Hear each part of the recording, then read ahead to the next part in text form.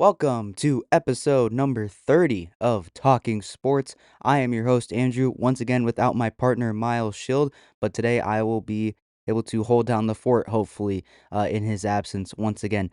Today we got a couple stories that I want to talk about, mostly relating with the NFL in Week 10. I'm going to be giving my big takeaways from Week 10, and I also have some NBA season predictions, even though yeah, I'm a little late on that front, I guess. We also have some other little stories from this past week that I want to talk about. But before we get to that, we have breaking news that literally broke about half an hour before I started recording today, and that is Josh Naylor is re-signing with the Seattle Mariners on a new 5-year deal. I don't have a current dollar amount that Josh Naylor is going to be getting from the Seattle Mariners. All I know that is a 5-year deal that will run until the 2030 season when Josh Naylor will be 33 years old. If you listen to my MLB free agency predictions that I posted on Saturday, I believe, you would know that Josh Naylor to the Mariners was one of my predictions, and I guess in a sense I was right. I just don't know how much he's going to be getting. I did suspect that he would probably get a pretty good deal. I mean, Josh Naylor was one of the better first basemen in the league this year. His power numbers were a little down, but overall was one of the most productive hitters, was able to get on base at a consistent level, not strike out at a too high of a level, and he's a solid defender over there at first base. So for the Mariners, this is a good move, and for Josh Naylor, he gets to stick in Seattle. I don't know how great of a fit this is, but he gets to stay on a contending team. So good for Josh Naylor and good for the Mariners. So, breaking news, Josh Naylor re-signing with the Seattle Mariners on a 5-year deal. Moving on, we got our first couple of NCAA college football playoff rankings so far. And just looking at them briefly here, we have Ohio State leading the way at number 1 at 9-0, Indiana at 10-0 at number 2. At number 3, you have Texas A&M at 9-0 as well, Alabama at 4 at 8-1, along with Georgia at 5 8-1. Texas Tech at number 6 with 9-1, Ole Miss at 7 with 9-1, Oregon at 8-1 at 8, Notre Dame at 9 with 7-2. Texas at number 10 at 7-2, Oklahoma at 11, but BYU at 8-1 at 12. Interesting. Utah at 13 at 7-2, Vanderbilt at 8-2 at 14, Miami at 15 with the record of 7-2, Georgia Tech at 16 with a record of 8-1. Very interesting. We have 17. We have USC with a record of 7-2, 18 Michigan 7-2, 19 Virginia 8-2, 20 Louisville 7-2, 21 Iowa 6-3, 22 Pittsburgh at 7-2, 23 Tennessee at 6-3, South Florida at 24 7-2, and Cincinnati rounds out the top 25 at 7-2. I'm honestly very surprised that Indiana is not at number 1 at 10-0, but I do think that some of the opponents that Indiana has played maybe hasn't been the most competitive opponents so far this season. And another thing that really jumps off the page is that there may not be any ACC teams in the college football playoffs following this season, because not many ACC teams have really distinguished themselves as true contenders for the national championship. So that is something else to keep an eye out for. But yeah, Indiana is the team I'm really watching at number 2 with Fernando Mendoza leading the way at 10-0. I'm also looking at Texas Tech. I am very encouraged by what they're doing. I'm also looking at Vanderbilt. I'm liking what Vanderbilt is doing at 8-2. Is their competition maybe not as stiff? Maybe not, but I still am kind of surprised by how good Vanderbilt is doing so far this season.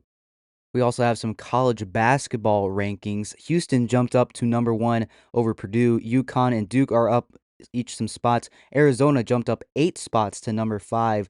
Alabama is up 8 spots, or up 7 spots to number 8. Florida, the Gators dropped 7 spots down to number 10. St. John's dropped down 8 spots to number 13. Michigan State jumped up 5 spots to 17. UNC jumped up to 18 from 25, just outside the top 25 in the country. Gonzaga's up 2 spots. Tennessee and Auburn both dropped 2 spots, and Arkansas is down 7 spots. And same with Kansas, down 6 spots, all the way down to the last team in the top 25. NC State's also getting some votes. San Diego State as well. In IU, Oregon, Vanderbilt, Ohio State, Baylor.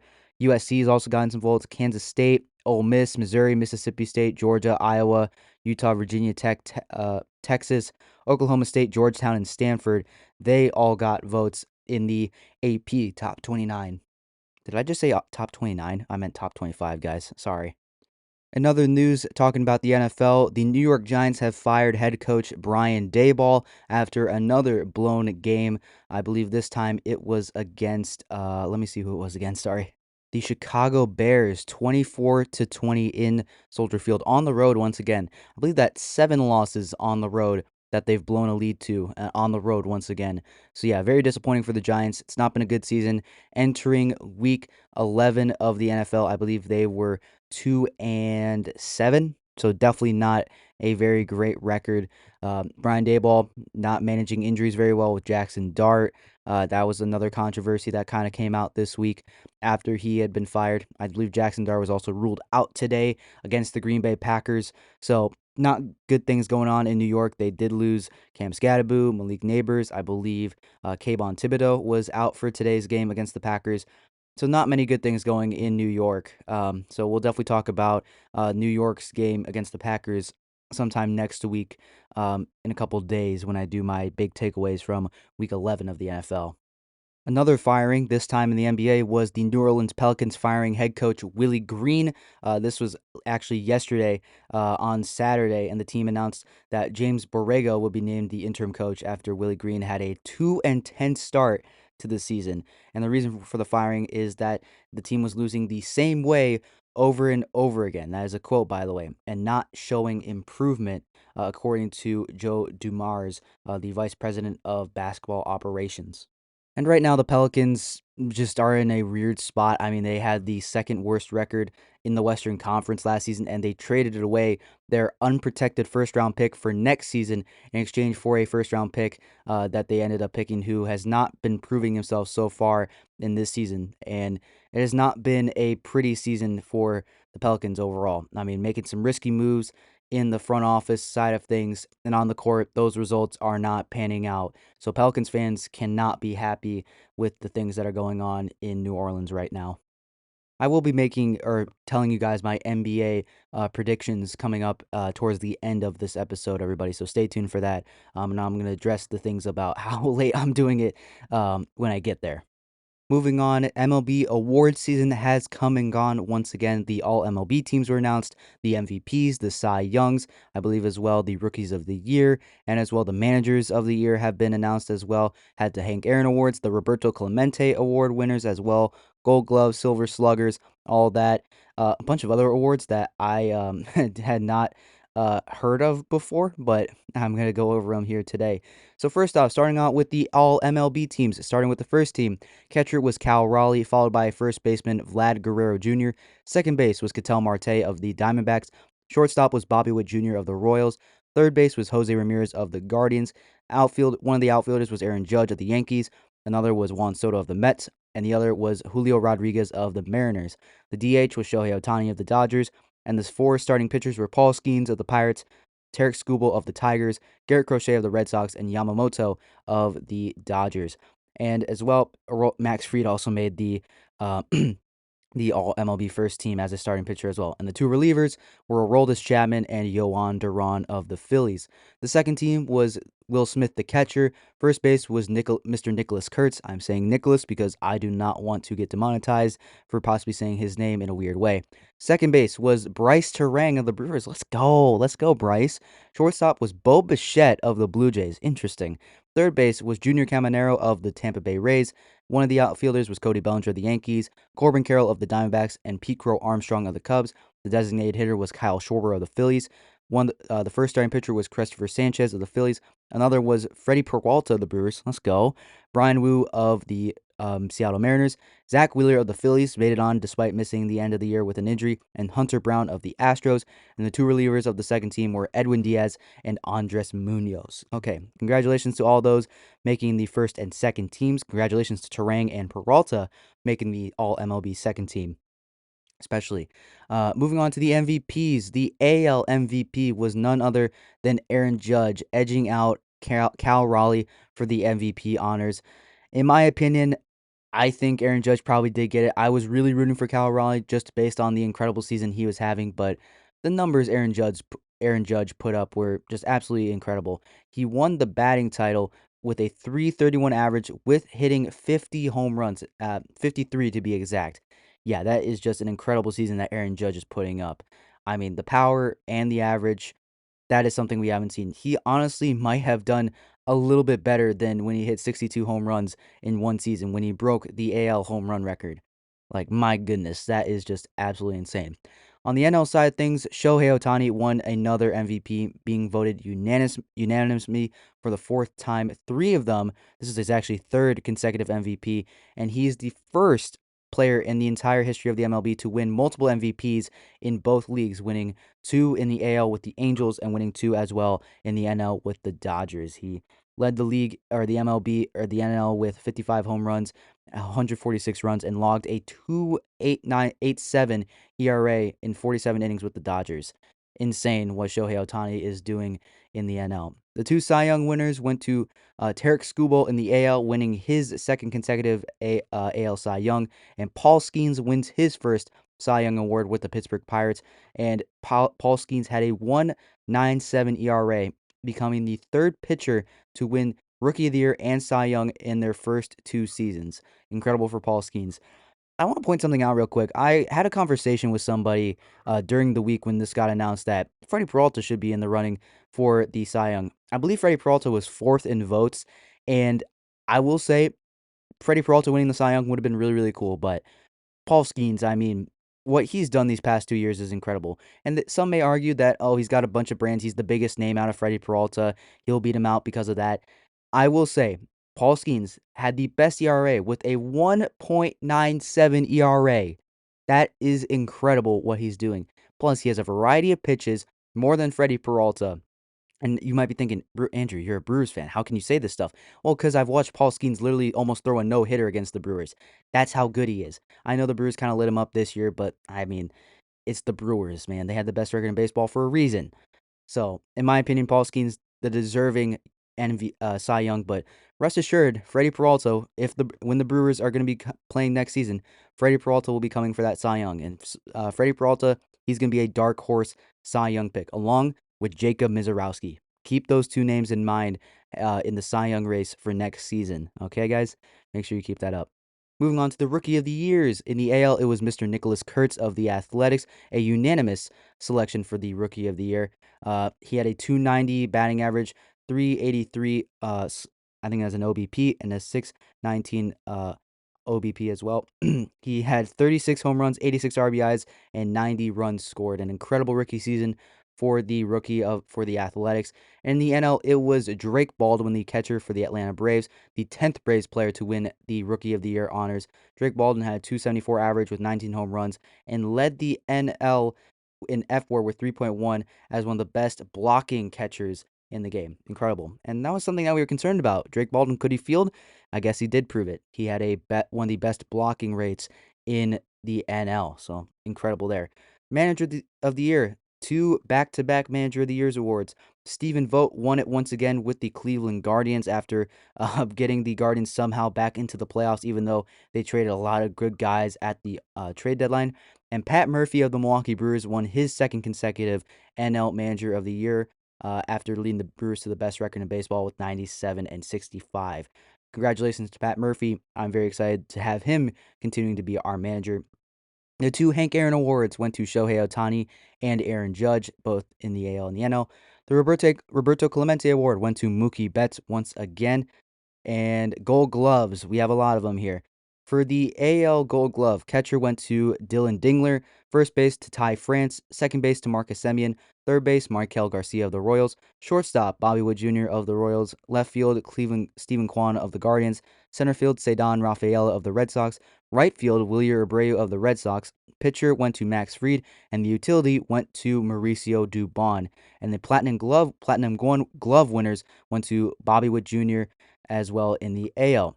On the NL Gold Gloves, you had Patrick Bailey winning the Gold Glove at the catcher position for the Giants, Matt Olson at first base, second base Nico Horner, third base Ke'Bryan Hayes, shortstop Mason Wynn, left field Ian Happ won another Gold Glove, center field Pecro Armstrong, right field Fernando Tatis Jr., and the pitcher Logan Webb, and the utility went to Javier Sanoja of the Marlins.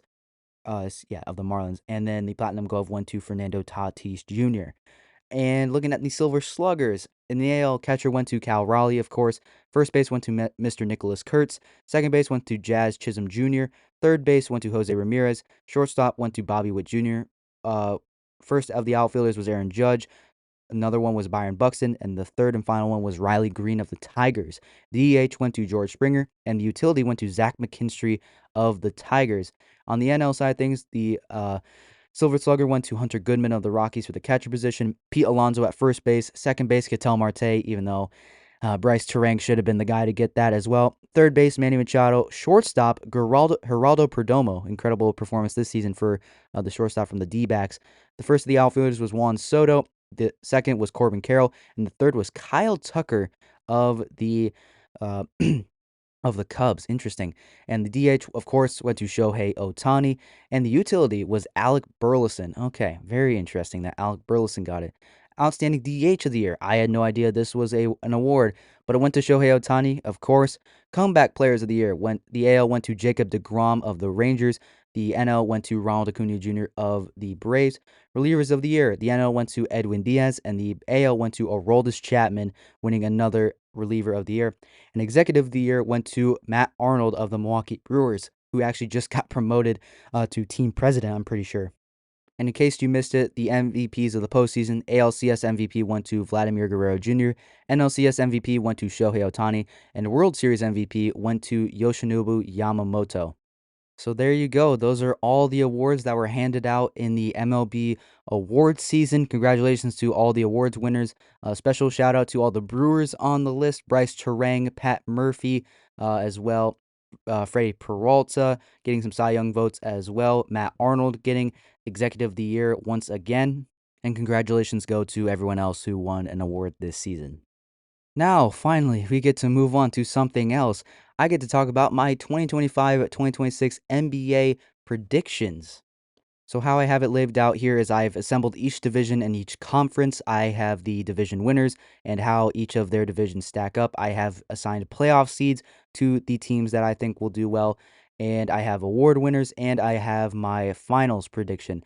And I did make these on November 2nd at 4:27 p.m. According to my note sheet that I'm using. So this is well before now. It's almost, it's 2 weeks from now or 2 weeks before this. So the NBA season looked very, very different back then. I haven't changed it since then.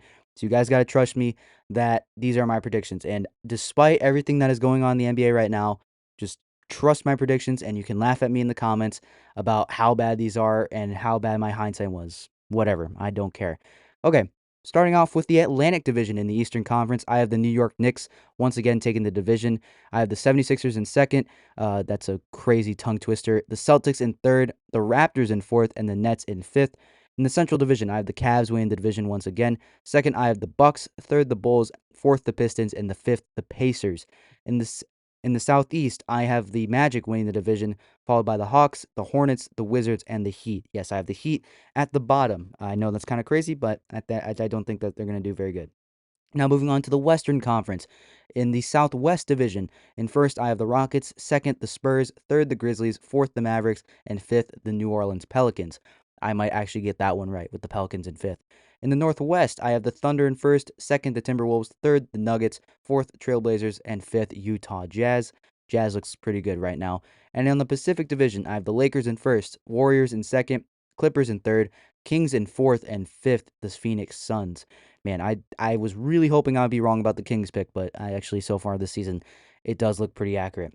For the seeding wise, in the Eastern Conference, I have the Cavs getting the first seed, the Knicks getting the second seed, third seed going to the Magic, fourth seed going to the Bucks, fifth seed going to the 76ers, the sixth seed going to the Hawks, seventh to the Bulls, eighth to the Celtics. I know that's kind of crazy. I thought that I just with the reputation the Celtics have, yeah, it's kind of hard to not rule them out of playoff contention ever.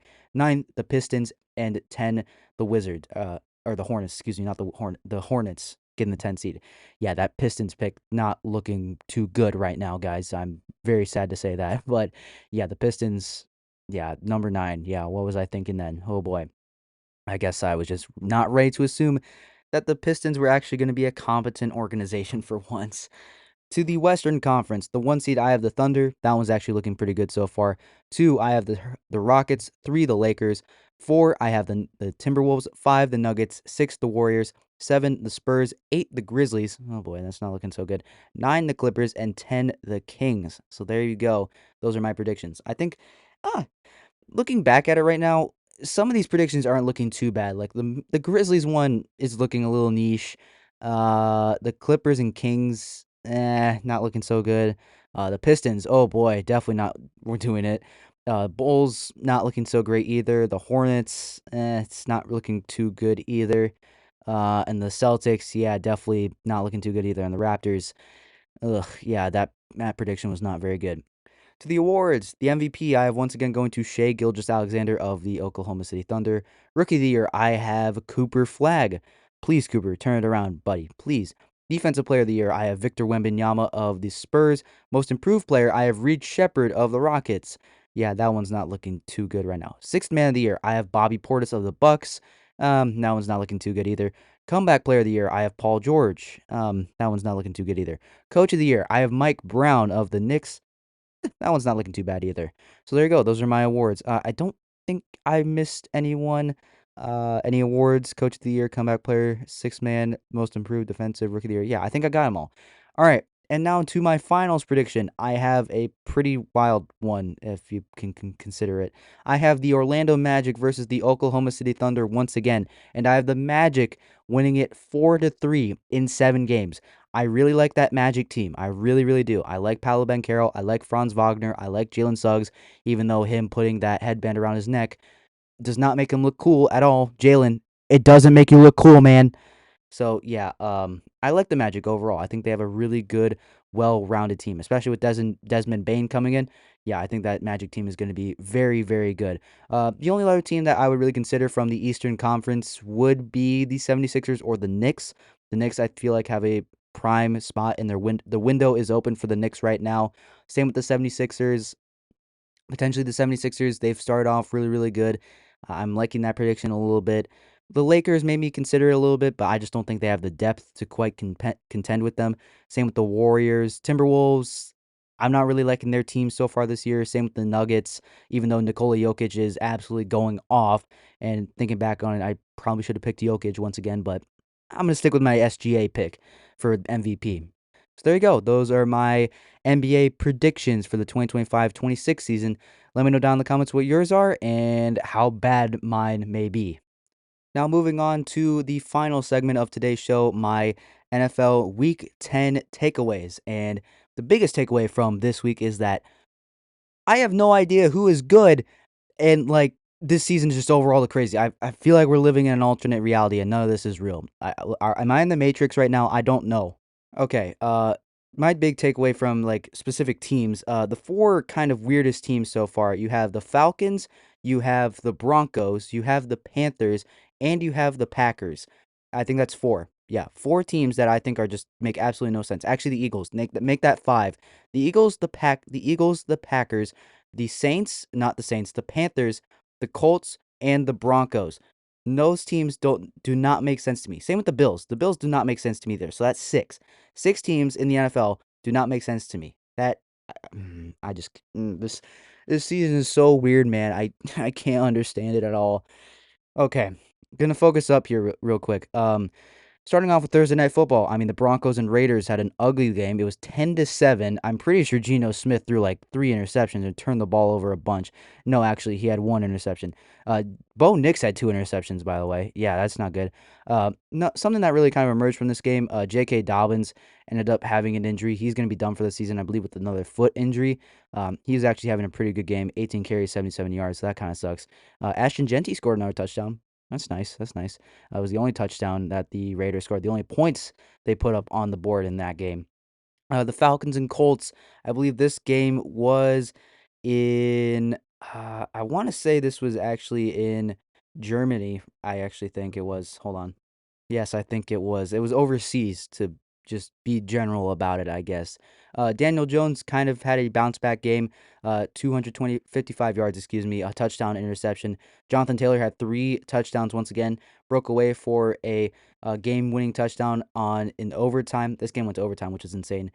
Drake London had another touchdown. Michael Penix Jr. had a touchdown as well on the passing side of things. Tyler Algier had 2 rushing touchdowns, so that was a good day for him. Bijan Robinson did not get any touchdowns, so it sucks for all the Bijan fantasy owners. Alec Pierce had a touchdown. I mean, this was a great game to treat to the fans overseas overall. The Jets beat the Browns. The Jets, I believe, are now moving on to 2-7, actually tying with the Cleveland Browns. Justin Fields, pretty abysmal game. 6 for 11, 54 yards, a touchdown, interception.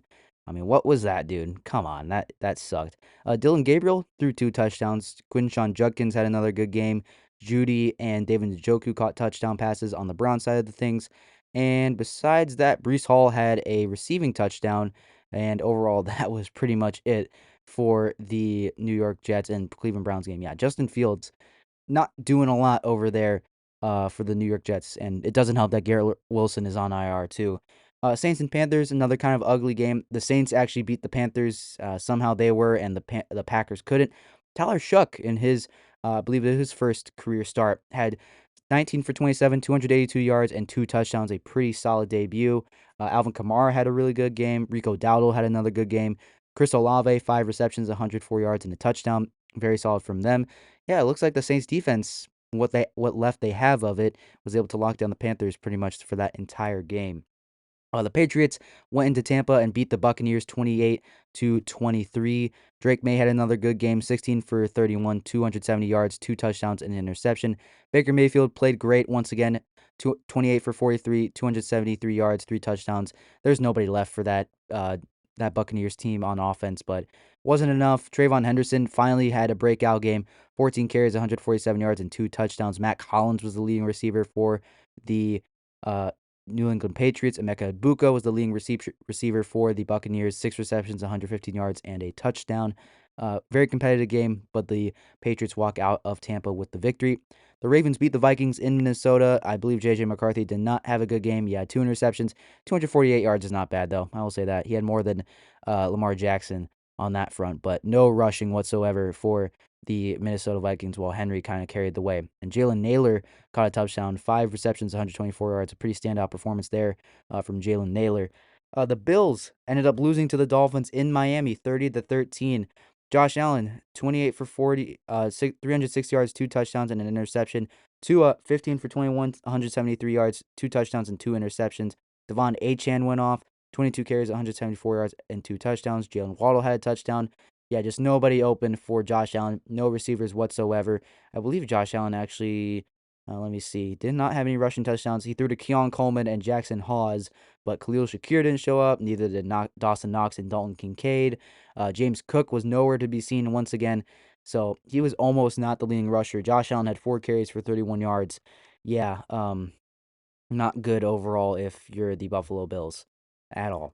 Definitely not very good. They are still trailing the Patriots for their division. They're 6-3.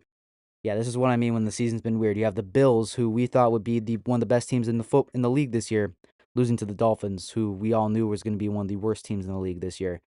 Yeah, this week was so weird. Continuing to move on, the Bears once again, like I already mentioned, beat the Giants. The Giants blew another lead, and looking at it here, Caleb Williams, 20 for 36, 220 yards, and a touchdown. DeAndre Swift had a good game. Roman Dunze, 6 receptions, 86 yards, and a touchdown. Darius Slayton for the Giants had a good game. I believe Jackson Dart also got knocked out in this game. He had to go into concussion protocol, and Russell Wilson came in and did not look very good. But Jackson Dart did have 2 rushing touchdowns. That just was not enough for the uh, New York Giants to come out on top in that game. Texans versus Jaguars. The Texans beat the Jaguars at home 36-29. This was a incredible game. This was another really good game. Trevor Lawrence did not have a good game. 13 for 23, 158 yards, a touchdown, and an interception. Etienne had a rushing touchdown. On the Texans side of things, Davis Mills, General Mills, came in relief for C.J. Stroud. He was out this week, I believe, with a concussion. 27 for 45, 292 yards, 2 touchdowns, and an interception. Was not looking good in the first half for Davis Mills, but exploded in the fourth quarter with 26 points to beat the Jaguars, who blew another league. Woody Marks scored another touchdown. Davis Mills had a rushing touchdown as well. Dalton Schultz and Jaden Higgins had 2 receiving touchdowns as well. Good day for the Texans offense. Cardinals and Seahawks in Seattle. Seahawks, man, 44-22, just absolutely beat up the Cardinals. 2 block punts for the St. Louis, or not the St. Louis Cardinals, the Arizona Cardinals. And I don't think even Sam Darnold had a great game. Yeah, 10 for 12, 178 yards, a touchdown, and an interception. It was Zach Charbonnet and George Halani that really took over the spotlight. JSN had another touchdown as well, but yeah, the defense really stepped up. Oh man, Demarcus Lawrence had 2 block punts recovered for a touchdown. Yeah, if yeah, the Cardinals just continued to absolutely just have a terrible, rough season. Oh my goodness. And the Lions won by the same score, 44-22, over the Commanders. Commanders, Marcus Mariota had 2 touchdowns. Bill Krosky Merritt did not show up once again. Jared Goff had 3 touchdowns. Jameer Gibbs had 2 touchdowns on the ground. Williams had a touchdown as well. Jameer Gibbs had a receiving touchdown. Amon-Ra had a receiving touchdown as well. The Lions offense continued to click against a pretty poor Commanders defense. The Rams beat the 49ers in San Francisco. This was another pretty exciting game. 42-26. Stafford had 4 touchdowns. Now not the Lions, the Rams are starting to get the spotlight they deserve. Kyron Williams had 2 touchdowns. Devontae Adams had a receiving touchdown. Uh, on the Mac Jones side of things for the 49ers, he had 3 touchdowns but an interception. Brian Robinson Jr. had a touchdown. Kittle had a touchdown as well. Looking at the rest of it, Puka Nacua caught a touchdown. Colby Parkinson had a touchdown. Davis Allen had a touchdown as well. I don't know who that is for the Rams. So Rams, if you know, let me know because I had no idea. For once in this game, Christian McCaffrey did not have a big game. 12 for 30. Not a great game for Christian McCaffrey. The Rams defense was able to lock down Christian McCaffrey. Jawan Jennings had a touchdown. Luke Farrell caught a touchdown. So yeah, the Rams just straight up outscored the 49ers. The Rams have one of the best offenses clearly in the NFL so far. The Steelers and Chargers on Sunday Night Football. The Chargers were able to beat up the Steelers, hold them to 10 points, 25-10. Herbert had a pretty good game, 220 yards and a touchdown. Kamani Vidal had a touchdown. Same with Ladd McConkey. Yeah, and the Steelers' offense could not get anything going. Aaron Rodgers had 2 interceptions. Jalen Warren tried to lead the way, but yeah, just nothing happened. And Roman Wilson caught the only touchdown for the Pittsburgh Steelers. Aaron Rodgers also today went down with an injury here in Week 11. Sorry for the spoilers, guys, if you didn't watch, but yeah, Aaron Rodgers has a broken wrist, I'm pretty sure, so that's not good for the Steelers fans. And finally, with Monday Night Football, started the week with an ugly game, ended the week with an ugly game. The Eagles went into Lambeau and won 10-7. Oh my God, this was such a bad game. Nothing happened in the first half. We had to wait till the third quarter for points. Had to wait till the fourth quarter for the first touchdown with Devontae Smith. And yeah, the Packers offense just could not get anything going. Jalen Hurts had the only touchdown of the game. Josh Jacobs had a touchdown. Devontae Smith, like I already mentioned. Saquon Barkley was pretty much shut down in this game on the running side of things. But oh man, yeah, the Packers just could not get anything going, and the play calling was not good for the Packers. Thank goodness we had this week versus the Giants. Oh boy, and the Packers as well had a couple fumbles as well. Like Josh Jacobs had a fumble, Love had a fumble. I'm pretty sure. I think Dobbs had a fumble. Savion Williams had a fumble. Just fumbles galore for the Green Bay Packers. The turnovers were insane in this game. So there you go. That is the Week 10 takeaways from this week. The Packers, the Eagles, the Panthers, the Colts, the Broncos, and the Bills. They are all weird, and I have no idea what to think of the NFL this season so far. At least maybe Week 11 was maybe a little bit more of a semblance of normality. Maybe. I'm just living on a prayer at this point. Oh boy.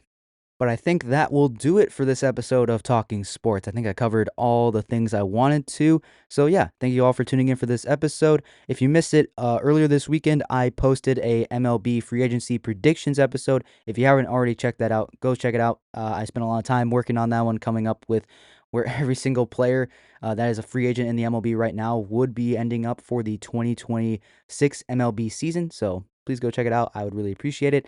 And if you like what I do personally over here at Talking Sports, go check out my show, Talking NASCAR with Andrew Volkman. It's the NASCAR show I host. Whether you're a new fan or you're a veteran fan, it's totally free. You guys are welcome to come over there, learn about NASCAR, hear everything NASCAR, pretty much. So, yeah, go check it out if you haven't already.